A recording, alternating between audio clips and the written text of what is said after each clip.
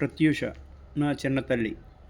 నిజానికి అందరూ రెండవసారి అమ్మాయి పుడితే బాధపడతారంటారు. కానీ నేనైతే నువ్వు పుట్టే సమయానికి వ్యాపార నిమిత్తం ఏలూరు ప్రయాణంలో ఉన్నాను. నేను తిరిగి వచ్చేసరికి షాపు నిండుగా జనం ఉండగా తాతయ్య గారు నన్ను పక్కన కూర్చోబెట్టుకుని నెమ్మదిగా నువ్వు పుట్టిన విషయం చెప్పారు. నేనైతే చాలా సంతోషంతో ఎగిరి గంతేసినంత పని చేశాను. అక్కడ షాపులో ఉన్న వారందరూ ఆశ్చర్యపోయారు. ఇలా నీ జననమే నాకు ఒక అపురూప ఘట్టం. ఎవరి విషయం ఎలా ఉన్నా నేనైతే అబ్బాయి పుట్టలేదని ఏ రోజు దిగులు పడలేదు. అంతేకాదు నువ్వు కానీ అక్క కానీ ఎదుగుతూ కూడా నన్ను ఏ రోజు ఇబ్బంది పెట్టలేదు సరికదా. ఎవరికైనా ఇద్దరు అమ్మాయిలు పుడితే వారు బాధపడుతుంటే నన్ను ఉదాహరణగా చూపించి తను ఎలా సంతోషంగా ఉన్నాడో అని చెప్పి పంపేవారు. ఇక నువ్వు చిన్నప్పుడు బొద్దుగా ఉంటూ మెరిసే కళ్ళతో అందరినీ ఆకర్షించే దానివి. చిన్నప్పటి నుంచి నీ చురుకైన తెలివితేటలు చదువుతో పాటు స్కూల్లో కూడా మంచి పేరు తెచ్చుకుని నన్ను ఆనందపరిచిన సందర్భాలు కోకొల్లలు. ఇక నీ స్నేహం గురించి చెప్పాలంటే నా నుండి పుణికిపుచ్చుకున్నావా అనిపిస్తుంది. నీ ఫ్రెండ్స్ కూడా మన ఫ్యామిలీని అభిమానించే తీరు ప్రశంసనీయం. ఇంటరు నువ్వు ఎంపీసీ చదువుతామో అని అనుకున్నా, కానీ నువ్వు బైపీసీ ఎంచుకుని చాలా పట్టుదలతో చదివి మంచి మార్కులు తెచ్చుకుని లోరియల్ స్కాలర్షిప్ గెలుచుకోవడం, ఆ ఇంటర్వ్యూ ఈ రోజుకి నాకు ఒక మధురానుభూతే.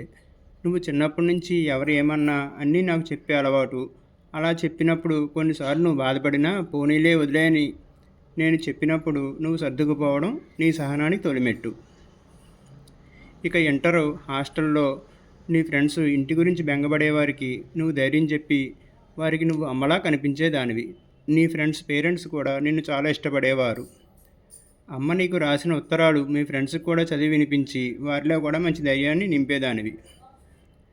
అక్కడ హాస్టల్లో ఆహారం కానీ వసతి కానీ కొంచెం ఇబ్బందిగా ఉన్నా అడ్జస్ట్ అయ్యావే తప్ప నన్ను ఏనాడు కంగారు పెట్టలేదు. అలా ఇంటర్ గడిచిపోయింది. ఇక ఎంసెట్ విషయంలో మనం ఓసీ కావడం వల్ల కొన్ని అవకాశాలు కోల్పోయినా అయిష్టంగానే హార్టికల్చర్ చదివావు. అయినా చదువులో మాత్రం వెనుకడుగు వేయలేదు. ఇక నీకు కాలేజీలో నీకు ఎలా అనిపించిందో కానీ నేను మాత్రం నీతో పాటు నేను కూడా ఒక స్టూడెంట్లా ఆ కాలేజీకి వచ్చినప్పుడల్లా భలే సంతోషపడేవాడిని. అక్కడ మన ఇద్దరం టీషర్ట్స్ తీసుకున్న ఫోటో ఇప్పటికీ నాకు చాలా ఇష్టం. అలా డిగ్రీ పీజీ అక్కడే పూర్తి చేసి కోవిడ్ సమయంలో నేను నీతో కొవ్వూరులో గడిపిన 15 రోజులు నా జీవితంలో మరపురాని రోజులు. కూతురు కోసం పొయ్యి వెలిగించి వచ్చిరాని వంటతో నేను కొంచెం ఇబ్బంది పెట్టి ఉంటాను. ఆ బిల్డింగ్ పైన మనం చేసిన రీల్స్ ఇప్పటికీ నాకు భలే అనిపిస్తాయి.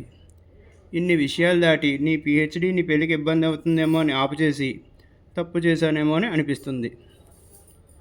నువ్వు ఎలాంటి భర్త కావాలని అనుకున్నావో నాకు తెలియదు, కానీ విచిత్రంగా ఏదో మేనల్లి పోలికలతో ఉండేలా నా పోలికలతో ఉన్న అల్లుడు భగవంతుడు ప్రసాదించడం నాకు ఒక వరంలా అనిపిస్తుంది. మీ ఇద్దరి దాంపత్యం ఇలాగే మరింత సంతోషంగా ఉత్సాహంగా గడపాలని కోరుకుంటూ, ఇలా ఎంత చెప్పినా అక్షరాలను మూటలుగా మార్చి వాటిని అక్షింతలుగా నీకు ఆశీస్సులతో తెలియజేస్తూ నువ్వు నుండి నూరేళ్ళు సంతోషంగా ఉండాలని కోరుకుంటూ భగవంతుని ప్రార్థిస్తూ నీకు జన్మదిన శుభాశీస్సులు.